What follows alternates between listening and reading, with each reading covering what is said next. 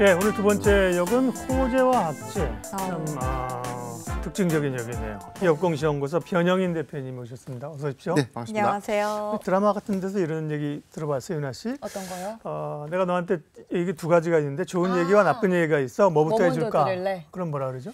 저는 일단 나쁜 거 먼저 들어요. 보통 그래요. 나쁜 얘기 매를 먼저 받고 네, 네, 좋은 맞아요. 걸로 기분 풀기. 그래서 호재와 악재 가운데 우리도 악재부터 그럼 얘기를 합시다. 오, 그러네요. 네. 저 이거 생각하지 않고 답변한 건데. 네, 좋습니다. 네. 제약바이오가 기대감이 있었는데 그다음에 뭐 유한양행, 뭐 한미약품 이런 쭉 좋았잖아요. 유한양이 오늘 급락했어요. 거의 한 20% 빠졌죠. 근데 네, 17%. 네, 뭐 오스코텍이 한 20% 빠졌고 이게 비소세포 폐암 이런 건데 그 유럽에서 학회 이러면서 초록 공개하고 내용도 나쁘지 않은 것 같은 주가 급락했어요. 내용이 나빴던 거예요? 어떤 거예요? 이상 뭐 이 보유자들이 오늘 쉽게 표현한 뭐 멘붕이 왔다라고 네. 좀 표현을 하고 있는데 이 내용을 좀 우리가 복기를 해볼 필요가 있어요. 왜 빠졌는가 네. 이 부분을 좀 찾아봤더니 사실 이게 빠질 만한 이유가 있었나? 왜냐하면 종양학회가 아직 20일 날 이제 정식 개최를 하거든요. 네. 아직 개최가 되지 않은 상태에서의 어떤 초록이 공개된 것뿐인데 그렇다고 해서 여기서 어떤 유의성이 바뀌었거나 임상 결과가 나쁘다 이런 내용도 전혀 없습니다. 그렇죠. 예. 그럼에도 불구하고 주가 좀 급락을 했기 때문에 크게는 한 두 가지 포인트 같아요. 일단 시장의 어떤 기대감들이 차익 실현 속에서의 어떤 조정, 그리고 두 번째는 이 중앙값이라고 표현하는 임상 유효성의 데이터가 실제 예상했던 기대치보다는 조금 덜 미치지 않았나라는 어떤 평가인데 그것도 뭐 매우 조금이더만요. 맞습니다. 기대치보다. 네. 예. 이게 뭐 7.1개월 차이가 난다고 해서 기존의 비소세포 폐암 치료제보다 나쁘다 좋다를 지금 평가하는 것은 좀 이르다. 그래서 저는 20일 종합양 학회에서의 어떤 이 세부 데이터가 좀 공개될 예정이다라고 좀 밝혔기 때문에 그때까지는 조금 더 지켜보는 것이 맞다라고 저는 보수적으로 좀 접근하는 것이 맞다라고 좀 생각을 해봤거든요. 먼저 최근에 이 레이저 TV가 이 리브리반트라는 약물의 병용, 그러니까 한 가지 약물을 단독으로 해서 임상 시험을 한 게 아니라 두 가지 약물을 혼합해서 이 폐암 치료 약물을 좀 사용을 했는데 네. 여기서 임상 3상의 유효값이 굉장히 좀 좋았다는 겁니다. 지금 아스트라제네카의 티그리스보다는 뭐 무려 이제 사망률이 30% 정도 더 낮춰졌다. 그리고 병용 효과에 대한 어떤 효능 유지 기간이 티그리스보다는 약 7.1개월 정도 더 개선이 된 값이 초록에서 공개가 됐는데 이 부분이 저는 굉장히 기존의 신약보다 우월한 어떤 결과값을 입증이 됐기 때문에 세부 데이터에서의 이 기대감들이 좀 더 크다고 좀 생각을 하고 있거든요. 그런데 이게 오늘 주가의 어떤 흐름들에서의 악재는 아닌데 시장이 너무 과민하게 반응을 했고 기대감이 너무 수반된 상황에서 차익 실현 매물이 좀 많이 반영된 것은 아닌가 전망을 해봤습니다. 네. 렉나자에 대한 이야기는요? 예, 일단은 이 레이저 티닙의 이 상품명 렉나자인데 최근 어떤 흐름들을 보면 지금 뭐 국내에서 11번째 치료 목적으로 승인 허가가 좀 떨어졌었고 그리고 여기서 이 약평위에서도 보험 수가로 좀 적용할 것인가? 보험 약제로 좀 적용을 하게 되면 1차 치료제로서의 어떤 가치가 지금 굉장히 보험 적용이 되면 보편적으로 사용할 수 있는 가능성이 커지면서 매출로 좀 인식될 수 있는 어떤 기대감들이 크거든요. 그런데 지금 약평위에서는 긍정적인 어떤 통과가 있었고 아직 최종적으로 검토가 돼서 보험 수가 적용 여부가 뭐 90일 이후에 결정이 된다라고 좀 밝혀지고 있지만 저는 연내에는 이 보험 1차 치료제로서의 어떤 보험 수가는 좀 적용될 수 있는 데이터가 나오지 않았을까. 그래서 저는 좀 긍정적으로 좀 보고 있는데 저는 이 파이프라인이 왜 중요하다라고 생각을 하냐면 이게 비소세포 폐암 치료제 1차적으로 치료 목적으로 사용을 해도 좋습니다라고 국가가 좀 허가를 내준 것이죠. 이 부분이 2024년도에 연결 실적 관점에서는 지금 오스코텍이 원 개발사에 대한 원천 기술을 갖고 있기 때문에 마일스톤 수령 이슈가 좀 있고요. 유한양행의 경우에도 마리포사 임상 3상 요건에 따라서 내년 3분기에 정식적으로 시판 허가가 좀 된다면 기대할 수 있는 어떤 이 예상 매출액이 1조 3,500억 정도로 이제 추산이 좀 되고 있는데 2030년까지는 창출이 이익이 뭐 무려 1조 정도 추산이 좀 되고 있기 때문에 오스코텍의 경우에서는 뭐 한 4,500억 정도 굉장히 큰 유의미한 이 파이프라인의 어떤 성공이 아니었나. 그렇기 때문에 20일 세부 데이터를 보고 나서 평가를 해야 되는데 지금 초록 공개에서 너무 시장이 예민하게 반응을 했다라고 좀 판단해봤습니다. 17%대까지 빠질 건 아니었다. 그렇죠. 네, 그랬던 이야기를 또 들어보니까 이해가 되는 것 같고요. 오늘장에서 제약바이오 섹터가 약한 흐름을 보였는데 사실 최근에 이 비만 치료제 관련해서 제일 핫하죠, 비만 치료제. 네, 너무 핫했잖아요. 제가 네. 예, 강조를 좀 드리고 있는 이게 저는 바이오 섹터를 좀 별로 좋아하는 흐름은 좀 아니었는데 그러신가요? 그래도 제가 조금 인정하고 있는 이 파이프라인 중에 하나가 좀 이 비만 치료제입니다. 이게 우리가 신약이라고 하면은 이게 시판이 돼서 정말 이게 약으로서 사용될 수 있는 이 기대치 네. 굉장히 오랜 기간에 대한 연구 개발과 많은 연구 비용이 좀 수반이 됩니다. 네. 그래서 정식적인 어떤 신약으로서 허가가 좀 나오려면은 이 성공률도 굉장히 좀 담보하기가 어렵죠. 네. 그런데 비만 치료제는 일단 2023년도에 1세대 비만 치료제 삭센다가 보호 조치가 만료가 됩니다. 그렇다면 내년부터 복제약이 가능하다. 즉 바이오 시밀러 제품들이 나올 수 있는데 지금 2세대와 1세대의 차이는 이게 매일 맞느냐, 일주일에 한 번 맞느냐 이 차이거든요. 네. 3세대 약물은 장기 지속형 주사제라고 해서 3개월에 한 번만 맞으면서 동일한 효능을 좀 내느냐. 그리고 이후에는 주사 맞는 것도 너무 무섭기 때문에 네. 먹는 즉 경구용. 경구용 약물로서의 어떤 이 기술 개발도 좀 지속해서 좀 이뤄가고 있는데 네. 우선 뭐 위고비의 경우에는 뭐 글로벌 시장을 좀 선도하고 있습니다. 상반기에만 무려 매출 2조 3천억 원을 좀 기록을 했는데 전년 대비 무려 4.7배 정도 매출 신장의 효과가 좀 있었다. 즉 없어서 못 파는 약이 되었다라고 좀 판단해 봅니다. 네. 네. 그러면 이제 골드만삭스가 시장 주도할 업체가 일라일릴리 그리고 노보노디스크다 이렇게 봤다고 하는데 네. 우리 변영인 대표님도 비슷한 의견이신 건가요? 국내 업체들도 국내 업체는, 네. 있을 거 아니에요. 일단 이 기반이 GLP-1이라는 약물을 기반으로 하고 있는데 이게 네. 뭐냐면 당뇨 치료제로 개발했던 파이프라인. 당뇨 치료제가 부작용이 살이 빠집니다.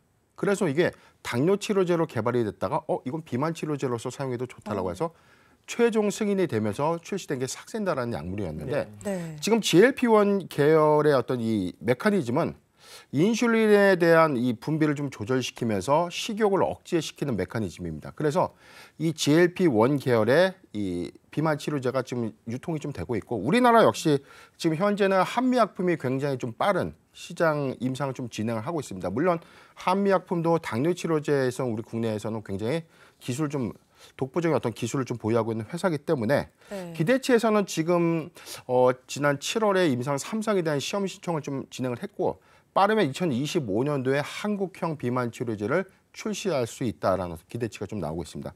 지금 LG화학의 경우에는 2025년도 말쯤에 임상을 좀 마무리하겠다라고 좀 밝힌 바 있었고요. 그다음에 일동제약과 유한양행의 경우에는 먹는 경구형 비만 치료제를 개발하겠다라고 좀 발표한 바 있습니다. 네, 비만 쪽이 제일 핫하고요. 네. 셀트리온 그룹은 어떻게 되는 거예요? 뭐 합병 이슈나 이런 거 말고 네. 그 본업 쪽에서 계속 얘기하는 게 이제 램시마 SC 이제 미국 뚫는 거잖아요. 네, 그렇죠. 그런 것들도 최근에 좀 이슈가 있나요? 오늘 나왔던 내용들 중에 하나가 유럽의 장질환 학회에서 지금 램시마가 이제 복제약, 즉 바이오 시밀러 제품으로 출시된 약이거든요. 존슨앤존슨의 이 자가 면역 치료제를 셀트리온이 임상 통해서 시판허가 그리고 여기서 글로벌 약으로서의 어떤 공격 진출을 하겠다라고 밝혔는데 네. 미국 시장을 좀 진출하기 위해서는 그동안 병용 임상을 좀 추진했었어요. 그런데 램시마 SC를 단독적으로서 굉장히 좀 이 기존의 신약보다 개량된 효과가 좀 있을까? 이런 기대치를 좀 가져갔던 것이 사실입니다. 그런데 최근 학회에서 이 공개 내용을 좀 조만간 발표를 하겠다라고 좀 밝혔지만 오늘 뭐 언론에 나온 내용들은 굉장히 긍정적인 이슈가 좀 있었습니다. 지금 임상 3상의 병용 효과에 대해서는 처방 확대에 대한 어떤 유효성을 입증했다. 그래서 향후에 처방 확대라든가 미국에서 정식 시판허가에 대한 어떤 기대치를 수반할 수 있다는 어떤 자신감도 비추마 있습니다. 네. 네, 그러면 저희가 제약 바이오 섹터에 대해서 좀 이야기를 나눠봤는데 이 섹터 내에서 그럼 어떤 종목을 가장 관심 있게 보시나요? 저는 뭐 셀트리온도 괜찮다. 뭐 지금 뭐 삼성 바이오로직스 같이 뭐 실질적으로 매출을 수반하는 종목도 굉장히 좋은 흐름인데 그에 반해서 뭐 주가 흐름도 굉장히 부진하죠. 그런데 네. 한미약품의 경우에는 그럼에도 불구하고 블록버스터급 신약 그리고 2025년도에 출시 예정될 수 있는 비만 치료제의 어떤 모멘텀을 기대해보자라는 관점입니다. 먼저 지난해 미국 FDA 한국 사상 처음으로 이 7번째 항암제를 국내 최초로 좀 시판 허가가 이뤄낸 바 있었습니다. 이 파이프라인 명이 롤론티스인데요. 네. 이게 올해부터 본격적으로 하반기부터 이제 매출이 좀 나고 있고 2024년도부터 롤론티스 관련된 미국 매출이 좀 더 가시화가 된다면 실적 부분에 대한 어떤 기대치도 우리가 반영할 수 있겠다라고 판단해 봅니다.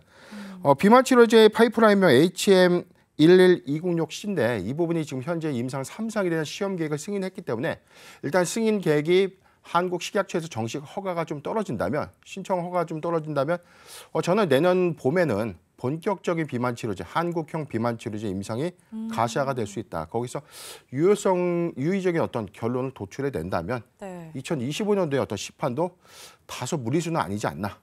네. 오늘 보니까 한 7% 정도 한미약품 빠졌던데 네. 그럼 지금 좀 진입할 만한 좋은 타이밍인가요? 네, 저는 조정시 매수 관점이었다라고 좀 괜찮다라고 판단을 해봤습니다. 왜냐하면 최근에 바이오 섹터의 어떤 상승 흐름은 네. 주가 지수의 어떤 흐름과 많이 연동이 됩니다. 지수의 어떤 조정시의 바이오 섹터의 어떤 낙폭도 굉장히 컸는데 단순하게 비만 치료제의 어떤 단기 모멘텀 그리고 단기 기대감에 급등한 요인들에 대한 일부 차익 실현 욕구도 좀 있었겠지만 예. 저는 장기적 관점에서의 모멘텀은 일회성이 아니라 지속적으로 좀 부각될 수 있다는 점. 그다음에 두 번째 팁은 내년부터 이 삭센다의 이 바이오시밀러가 좀 본격화되기 때문에 시장은 누가 저렴하게 빠르게 복제약을 낼 수 있는가 이 싸움이 본격화된다는 관점에서 저는 한미약품은 시밀러의 강점 그리고 이 개량 신약 그리고 독보적인 장기 지속형 효능을 부각시킬 수 있는 한국형 비만 치료제 한미약품이 좀 더 빠르게 진행될 수 있지 않을까. 네.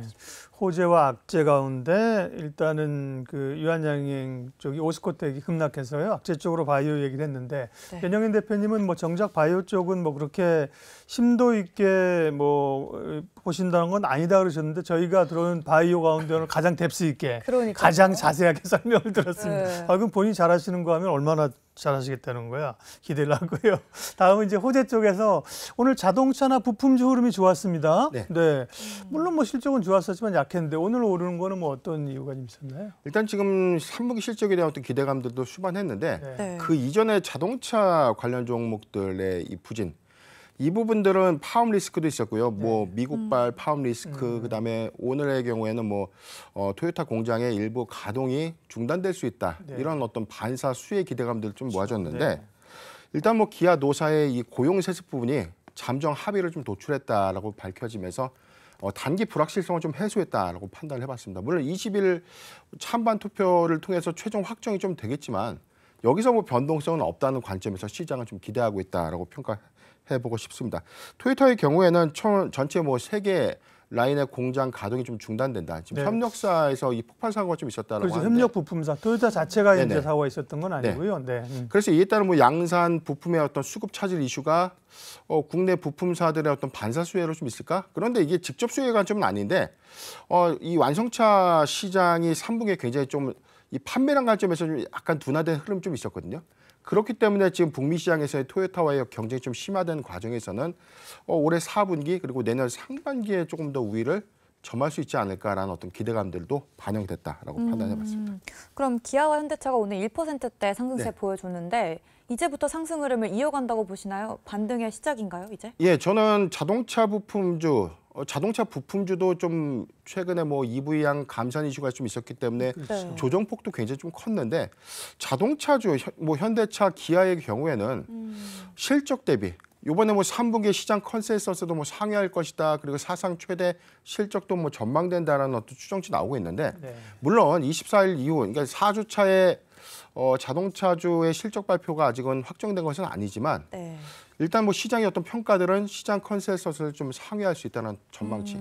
그런데 단기간 발목을 잡고 있던 파업 리스크들 이런 불확실성들이 제거가 좀 됐다는 것은 네. 긍정적인 요인으로 좀 작용할 수 있지 않을까. 그래서 지금 조정 시 좀 매수를 해간다면 오히려 3분기 실적 발표 이후에 기대치가 좀 더 커질 수 있다라고 좀 판단을 해봤고요.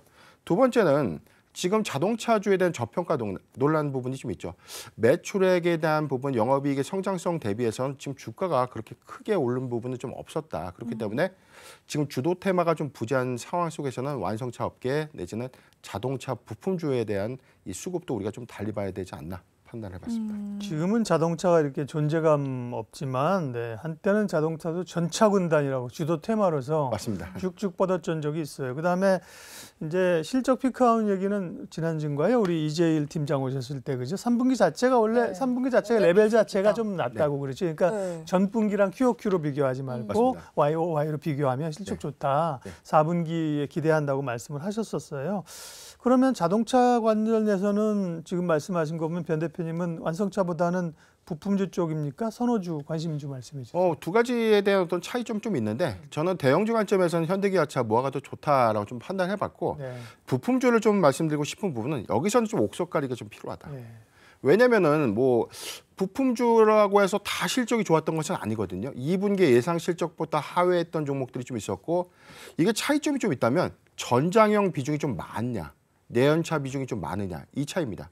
그런데 저희가 중장기 관점에서는 내연차 비중보다 EV향 비중을 좀 더 치중해서 빠르게 전장화 속도를 좀 내고 있는 종목들 여기서 영업이익률의 어떤 개선율이 굉장히 큰 종목들을 좀 주시하는 것이 좀 어떨까라고 좀 판단해봤는데 지금 현대모비스라든가 HL만두의 경우에도 굉장히 조정폭이 좀 컸다. 특히 HL만두의 경우는 조정폭이 상대적으로 더 컸는데 여기는 뭐 자율주행 관련 3 모멘텀도 있는데 아직은 좀 덜 부각됐다는 점. 이 부분을 좀 주시한다면 뭐 과매도 구간에서는 좀 매수할 수 있는 자리가 아닌가 생각을 해봤습니다. 그러면 자동차주 같은 경우에 좀 저평가 이야기도 있다고 하셨잖아요. 그러면 3분기 실적이 나오기 전에 실적도 나쁘지 않을 거다 이런 이야기가 나오고 있으니까 지금이 그러면 어떻게 사야 될 타이밍인 건가요? 자동차주? 네, 당연하죠. 지금 저는 조정시 매수 관점이다라고 좀 말씀드리는데 자동차 종목들 안에서는 저는 내연차 비중보다는 전장향 비중이 높으면서 2분기 그리고 2분기에 뭐 QOQ 기준에서 매출액이라든지 뭐 영업이익률의 어떤 상승폭이 좀 컸던 일부 종목들이 좀 있었습니다. 뭐 화신이라든가 성우 하이텍 이런 종목들이 고점 대비 어떤 낙폭이 굉장히 컸거든요. 이 부분을 좀 주시한다면 지금 저는 성우 하이텍을 좀 주시하면 좋겠다라고 좀 판단해봤습니다. 전체 지금 현대차그룹의 범퍼 레일이라든가 지금 배터리 케이스 등을 좀 공급하고 있는데 기존의 내연차에만 들어가는 범퍼 레일은 EV향에도 동일하게 좀 들어간다는 점. 그리고 배터리 케이스의 부분에는 전장향 비중에 대한 어떤 이 부품 비중이 상대적으로 좀 크다는 관점에서는 지금 고점 대비에 대한 2분기 실적이 예상보다 좀 미치면서 사실 뭐 낙폭을 좀 키웠는데 3분기에는 그래도 2월 매출액의 어떤 반영 효과 좀 있으면서 오히려 기대치보다 좀 더 상회하지 않을까 좀 판단을 해봤습니다. 2분기 컨센서스는 뭐 시장 예상치를 좀 하회했지만 3분기 실적을 좀 한 번 더 좀 보고 전년 동기 대비해서 실적 추이를 좀 본다면은 굉장히 좀 장사를 잘 했는데 그런데 EV향의 어떤 감산 이슈의 여파를 좀 피하지 못했다.